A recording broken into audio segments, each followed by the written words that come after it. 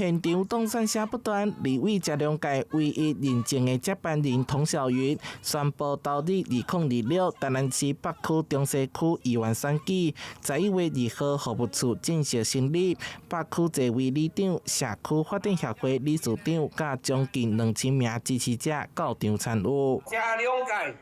一定要招听童晓云。讲童晓云是嘉良界的子弟兵，安尼对不对？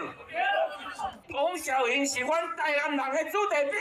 该选区有来议员的4处，顶一届民进党成功摕下40，国民党只有20。这届派出长期亲近北区的前北区里长联谊会会长童晓云，有着清高的基层实力，要甲老高的4处抢回来，立地变哪天。那我们相信谢龙介委员在2018年的时候最后一次参选是24000票，所以这在24000票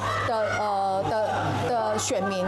我们要把它找回来。因为上一次在2022年，我们台南市的市长候选人就是我们谢龙介，